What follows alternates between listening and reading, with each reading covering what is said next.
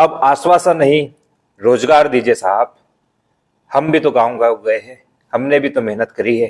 क्या हमारा हक नहीं रोजगार मांगने का? हमारे ऊपर बीजेपी की टेक लगा दी गया।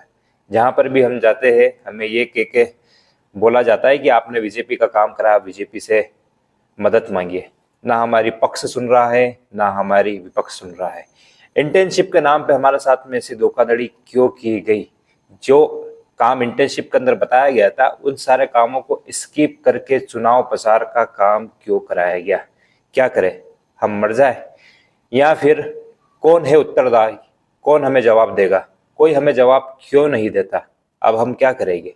बीच असमंजस के अंदर ऐसे ही हमारा जीवन गुजरेगा?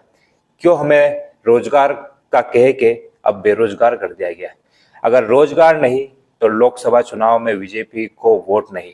ना मैं वोट दूंगा, ना मेरे परिवार को देने दूंगा। और जिस तरह गांव गांव जाके मैंने मतदाता जागरूकता अभियान चलाया, उसी प्रकार से गांव गांव जाके ये कहूंगा कि बीजेपी को वोट नहीं दीजिए। ये सारे आरोप है मध्य प्रदेश के 9,300 जनसेवा मित्र जो इन दिनों बेरोजगार हो गए। और इन्हीं सभी आरोपों के ऊपर प्रशासन मौन है। वह प्रशासन, वह सरकार जो कभी खोखले वादे किया करता था कि आपके भविष्य की चिंता हम करेंगे, आप लोगों का जीवन बेहतर करें, आपका जीवन बेहतर करने की घोषणा मैं करता हूं। आपके लिए विभिन्न उपक्रम हम बनाएंगे, विभिन्न चीजें हम बनाएंगे, आपके भविष्य को एक सुरक्षित भविष्य देने का काम हम करेंगे। लेकिन जैसे ही अपना काम हुआ, सभी ने पल्ला झाड़ लिया। अब जो कल तक कहते थे कि आप हमारे लिए उपयोगी है, वे अब इस बात की दुहाई देते हैं कि भोपाल खाली कर दो, नहीं तो गिरफ्तार कर लिए जाओगे। जिस पुलिस प्रशासन के साथ में हमने कंधे से कंधे मिला के काम करा, वह अब हमें लठ बरसाने के ऊपर आतुर है। जो कभी सीईओ हमें ये कहा करता था कि आप इसी तरह काम कीजिए, अगली सरकार जैसे ही आएगी, सरकार जीतेगी, आपका एक सुरक्षित और स्थायी भविष्य होगा, वह अब यह कहते हैं कि आपका काम पूरा हुआ। 31 जनवरी को आपका काम पूरा हुआ, अब आप यहाँ से जाइए, दूसरा काम देखिए। आप भले से भूख हड़ताल करिए या फिर अनशन के ऊपर बैठिए, हमें कोई फर्क नहीं पड़ता। यही सारी बातें हैं जो कल तक ये कहा करते थे कि पूर्व मुख्यमंत्री जी ने घोषणा करी है। अब जो सीईओ कल तक ये कहा करते थे कि पूर्व मुख्यमंत्री जी ने घोषणा करी, आपका जीवन बेहतर होगा। चुनाव जीतने के बाद और अपना काम निकल जाने के बाद वही सीईओ अब ये कहते हैं कि चुनाव में नेता तो घोषणा करते ही है, क्या आप सारी घोषणाएं पूरी हो जाती है? क्या आप उनको लेके बैठे रहेंगे? जाइए अपना काम करिए, कुछ और काम देखिए। इंटर्नशिप थी, खत्म हो गई, कोई रोजगार नहीं, कोई कुछ बात नहीं, दूसरे काम कीजिए। ये सारे समस्त आरोप प्रत्यारोप और जवाब है मुख्यमंत्री जनसेवा मित्र, जो मध्य प्रदेश के अंदर शासन और जनता के बीच में पुल बन के सेतु बनाने का काम करते थे। प्रदेश अध्यक्ष वी.डी. शर्मा जी इस बात का दावा करते हैं कि आपने कम से कम हमको 100 सीटें दिलाई है, लेकिन पीठ पीछे बीजेपी के नेता अब ये भी कहते हैं कि अब इन्हें दरकिनार कीजिए। ये कहते हैं कि आप भोपाल खाली कर दीजिए। ऐसा दुर्व्यवहार इन दिनों प्रदेश के 9,300 जनसेवा मित्र और उनके परिवार के साथ हो रहा है। कहीं ना कहीं ये यूज एंड थ्रो की पॉलिसी है, लेकिन इन सभी के पीछे एक मास्टरमाइंड काम करता है, इन सभी के पीछे एक राजनीति काम करती है। कहा जाता है कि राजनीति एक ऐसा मकड़जाल है जिसके अंदर बड़े जानवर तो निकल जाते हैं, बड़ी मक्खियां तो निकल जाती है, लेकिन छोटे छोटे मच्छर मक्खी वहीं पे भिन भिनाते रहते हैं। उसी राजनीति के अंदर बड़े बड़े नेता, यहाँ तक कि पूर्व मुख्यमंत्री, कई मंत्री तो निकल गए, कई अधिकारी सीईओ तो निकल गए, लेकिन कहीं ना कहीं जनसेवा मित्र वहीं पर भिनभिनाते हुए रह गए। उनका उपयोग करा, जिस प्रकार से चाय के अंदर से मक्खी को निकाल के फेंक दिया जाता है, उसी प्रकार से इन्हें फेंक दिया गया। इनके साथ में ऐसा विश्वासघात किया गया जो ना ये पक्ष कर रहे ना विपक्ष कर रहे, और एक अपने ऊपर टैग लेकर घूम रहे हैं कि ये बीजेपी के काम कर रहे हैं। बीजेपी का इन्होंने काम करा है, कहीं पर रोजगार नहीं मिलेगा। ऐसी सारी चीजें जो भर्ती जब निकली गई थी, भर्ती के अंदर ये बताया गया था कि आपका 100% प्लेसमेंट किया जाएगा, स्वरोजगार नहीं स्थायी रोजगार, और कई तरीके से आपको जोड़ा जाएगा, लेकिन ऐसा कुछ भी नहीं हुआ। जो काम बताए गए थे उसके बिल्कुल विपरीत काम हुआ। मैं बात कर रहा हूं chief minister youth internship programme की, जिसे पूर्व मुख्यमंत्री तत्कालीन मुख्यमंत्री शिवराज सिंह जी ने विश्व की सबसे बड़ी इंटर्नशिप योजना बताई थी। लेकिन इसके विपरीत ये विश्व की बेरोजगार कर देने वाली और आश्वासन और धोखा देने वाली सबसे बड़ी इंटर्नशिप योजना है, जिसके अंदर सरकार के नुमाइंदों सहित सरकार के बड़े बड़े अधिकारियों ने मिलकर जन सेवा मित्र के नाम पर प्रदेश के ग्रेजुएट पोस्ट ग्रेजुएट युवाओं का शोषण करा। जब ये भर्ती लिखी गई थी, जब ये बताया गया था आपको सरकारी योजनाओं का प्रचार प्रसार करना है, अंतिम छोड़ के व्यक्ति को लाभ दिलाना है ताकि उसे लाभ मिल सके, लेकिन ऐसा कुछ भी नहीं हुआ। ये पूर्ण रूप से चीज चलाई गई चुनाव के पहले युवाओं को रोजगार के नाम पे बीजेपी का प्रचार प्रसार करने के लिए, और जब बीजेपी जीत गई तो इन युवाओं को दरकिनार कर दिया गया। यहाँ पे ऐसे काम कराए गए जो किसी युवा को करना शोभा नहीं देता।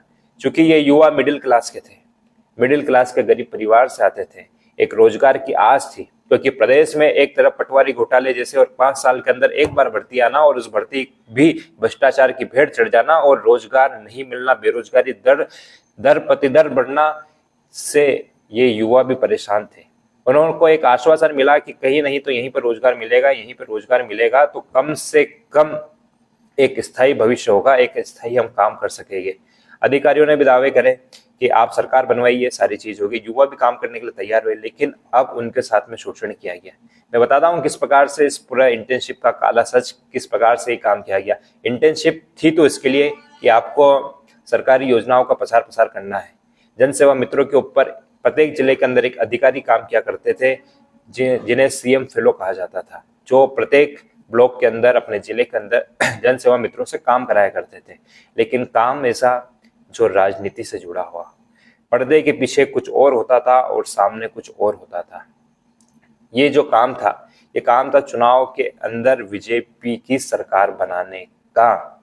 सरकार बनाने के लिए इन्हें प्रत्येक 52 जिले के 313 विकास खंडों के अंदर पंचायतों के अंदर नियुक्त किया गया। लेकिन पंचायत जो नियुक्त की गई वो भी अपने हिसाब से कि ये 4 पंचायत आपकी, ये 5 पंचायत। जनसेवा मित्रों के पास में कोई भी आधिकारिक पत्र नहीं था कि वो बता सके कि आपको ये पंचायत अलॉट हुई है। फिर भी जनसेवा मित्रों ने रिस्क लेकर काम करा। कई बार उनके ऊपर कई आरोप लगते रहे, लेकिन फिर भी वो काम करते रहे। महिला चौपाल उन्होंने करी। महिला चौपाल के जरिए सीएम फेलो ने उनसे कहा कि आप सरकारी योजनाएं बताएं ताकि उन्हें याद आ सके। और वो सरकारी योजनाएं ऐसी नहीं कि 2000 से लेकर जब तक चल रही है, जब तक योजना नहीं, वह योजना बताए जो बीजेपी ने शुरू करी है, जो बीजेपी शासन के अंदर शुरू करी है। उन्हीं योजनाओं का अधिक से अधिक प्रचार करे ताकि लोगों को ये लगे कि बीजेपी ने उनके लिए बहुत अच्छा करा है और उनका एक माइंड सेट हो कि वो बीजेपी को वोट दे। जनसेवा मित्रों का इस प्रकार से उपयोग किया गया कि उन्हें टारगेट सेट किया गया कि आप अपने पंचायत के 100 परिवारों को चिन्हित कीजिए और इनको बीजेपी के अंदर वोट दिलाने का काम आपका है, इनको बूथ तक ले जाने का काम आपका है। इसके लिए हम आपको बजट आवंटित करते हैं, इस बजट का आप उपयोग करिए और उन्हें अपनी गाड़ी के ऊपर बिठा के उनके लिए आप 4 व्हीलर कीजिए, कोई भी वाहन कीजिए और उन्हें पंचायत तक ले जाइए। और इस पंचायत के बीच में उनसे जो दूरी होगी, रास्ता होगा, उनका माइंड सेट ये कीजिए कि वो बीजेपी के अंदर वोट दे। जनसेवा मित्रों को जासूस बनाया गया कि नजर रखिए कि विपक्ष क्या क्या बातें कर रहा है, विपक्ष से कौन उम्मीदवार खड़ा हो रहा है, क्या उसकी कमजोरी है, क्या उसकी कमजोरी नहीं है। ऐसा करके एक जासूस बना के उन्हें रिस्क के ऊपर भेजा गया। कई इन सारे कामों के ऊपर जनसेवा मित्रों को कई हानि हुई, कई बार एफआईआर तक हुई, लेकिन सभी को जनसेवा मित्रों ने सहन किया क्योंकि परिवार को एक आस थी कि एक स्थायी रोजगार मिलेगा। जनसेवा मित्रों से 80+ का डाटा एकत्रित किया गया, नए युवाओं का डाटा एकत्रित किया गया, उनके फोन नंबर एकत्रित कराए गए, वृद्ध विकलांगजनों के नंबर एकत्रित कराए गए ताकि चुनाव के समय इनसे संपर्क साधा जा सके। और जब ये डाटा बना लिया गया, जब जनसेवा मित्रों को एक काम और दिया जाता है कि आप इन सभी को फोन लगाइए, आप कॉल सेंटर का काम कीजिए और उस कॉल सेंटर के ऊपर बैठ के आप ये बोलिए कि आप बीजेपी को वोट दीजिए। बूथ अध्यक्षों से संपर्क साधिए, आप बीजेपी के विधायकों के साथ में काम कीजिए और उन्हें ये कहिए कि हम आपके साथ में है, सारी चीजें एकत्रित करने का काम हम करेंगे। जहाँ पे ऐसा लग रहा है कि माहौल खराब है, वहाँ पे जाइए, बीजेपी का माहौल बनाइए, नमो मित्र तैयार कीजिए, अपने साथ में कई युवाओं को को लेके आइए, उन्हें ग्रुप के माध्यम से जोड़िए, नमो मित्र बनाइए। नमो मित्र बना के उनसे ये कहिए कि आपको बीजेपी के लिए काम करना है, बीजेपी के लिए आपको वोट देना है। एक एक को कॉलिंग कीजिए। एन केन प्रकार पूरा काम आपको यह करना है कि आपको हर हाल के अंदर बीजेपी के लिए वोट लाके देना है। विपक्ष क्या कर रहा है उसकी योजना से हमें अवगत कराना है, ताकि ऐसी रणनीति बनाया जाए कि विपक्ष के विरुद्ध काम किया जाए और वोट बीजेपी के पक्ष के अंदर डलाया जाए। ये था मुख्य इंटर्नशिप का काम। सोचिए, विश्व की सबसे बड़ी इंटर्नशिप की घोषणा शिवराज सिंह जी करते हैं, लेकिन उस इंटर्नशिप के अंदर कभी आपने सोचा होगा कि यह काम कराया जाएगा कि आपको किसी एक पार्टी विशेष के लिए काम करना है। धन सरकारी आपको मिलेगा, सरकारी पैसा आपको मिलेगा, लेकिन आपको पार्टी विशेष के लिए काम करना है। और जो आपसे काम करने के लिए कह रहे हैं वे खुद एक सरकारी महकमे के अंदर है, एक उच्च दर्जे के अधिकारी है। जो प्रशासन के अंदर काम करते हैं वही सीएम फेलो है, वही अधिकारी है, वही सीईओ है। तो सोचिए किस प्रकार से चुनाव निष्पक्ष हुआ होगा। क्या चुनाव शून्य नहीं होना चाहिए? किस प्रकार से क्या ये निष्पक्ष सरकार बनी होगी? नहीं बनी होगी। ये युवाओं के साथ में खोखले वादे किए गए, उनका दुरुपयोग किया गया, उनका शोषण किया गया, जब जाके ये सरकार बनाई गई है। और वही अधिकारी आप जब प्रशासन के अंदर पहुंचते हैं तो किस प्रकार से आप दुहाई दे सकते हैं कि वे नियम विरुद्ध काम नहीं करेंगे, वे एक सच्चाई और ईमानदारी का पालन करेंगे। ये सारे काम कराए गए युवाओं से, और जब ये सारे काम होके सरकार बन भी गई तो सबसे पहले इन्हीं युवाओं को निकालने का काम किया गया। कल तक जो इन युवाओं की उपयोगिता थी, जहाँ पे शिवराज सिंह जी जिस भी जिले के अंदर जाते हैं वहाँ पे लेटर हेड के अंदर सबसे पहले लिखा जाता है कि वे सीएम फेलो और जनसेवा मित्रों से संवाद करेंगे। लेकिन अब मुख्यमंत्री उनसे बात करने के लिए, चर्चा करने के लिए तैयार नहीं है। शिवराज सिंह जी कहते हैं कि अब मैं उस स्थिति के अंदर नहीं हूँ। शिवराज सिंह जी अपने बंगले से जब जनसेवा मित्र मिलने के लिए जाते हैं तो बाहर तक नहीं आते। उन्हें इस चीज का डर सताता है कि मैं जैसे ही बाहर निकलूंगा तो मीडिया तैनात है और मीडिया ये बताएगी कि जनसेवा मित्रों को शिवराज सिंह जी आंदोलन के लिए उकसा रहे हैं, क्योंकि उनने जो वादे करे थे उसे नवीन मुख्यमंत्री मोहन यादव जी निभा नहीं रहे। इन सभी राजनीति का शिकार, क्योंकि मोहन यादव भी मुख्यमंत्री बन गए, शिवराज सिंह जी पुनः विदिशा से उनको सांसद का टिकट मिल गया और निश्चित वो चुनाव जीत के केंद्र के अंदर भी पहुंचेगी और हो सकता है कि कैबिनेट मंत्री भी बने। लेकिन वे अपने पीछे अपनी राजनीति चमकाने के लिए प्रदेश के 9,300 जनसेवा मित्रों की राजनीति की कुर्सी के अंदर बलि चढ़ा के, भेंट चढ़ा के चढ़ गए। ये युवा परेशान इसके लिए है क्योंकि इन्होंने जो साल भर काम करा, इन साल भर काम का इन्हें कोई मतलब नहीं निकला, क्योंकि ये जिस प्रकार से जो चीज इनको सीखनी थी वे चीजें इनको नहीं सिखाएगी। इनको सिखाया गया है कि राजनीति के अंदर किस प्रकार से आप किसी पार्टी विशेष के लिए काम करेंगे और उनका वोट डलवाने के लिए काम करेंगे। उनको कभी भी कोई ऐसा प्रशिक्षण नहीं दिया गया, कोई ऐसी ट्रेनिंग नहीं दी गई, कोई ऐसी चीज नहीं सिखाई गई जब उनको ऐसा लगे कि ये मेरे रोजगार से इम्पोर्टेंट थी। जब इसके अंदर घोषणा ये की गई कि सभी को प्लेसमेंट दिया जाएगा, कोई एक युवा को प्लेसमेंट नहीं मिला है। और जब जो घोषणा कर रहे थे, जितने अधिकारी थे, जो इस बात की रिस्क ले रहे थे कि तुम्हारे भविष्य की चिंता हम करेंगे, वे लाइन बर लाइन एक एक करके कटते गए और जनसेवा मित्रों को छोड़ दिया कि अब आप आंदोलन करें, भूख हड़ताल करें, हमें कोई मतलब नहीं है। इसके लिए करीब 3 महीने से जनसेवा मित्र संघर्ष कर रहे। जिन विधायकों को जिताने के लिए जनसेवा मित्रों ने दिन रात एक करी, गांव-गांव गए, जो विधायक खुद ये कहते थे कि आपकी वजह से हमें जीत मिली है। जनसेवा मित्रों ने बताया कि इस गांव के अंदर इस चीज की आवश्यकता है, आप इस चीज की घोषणा करिए, जब जाके आपको वोट मिलेंगे।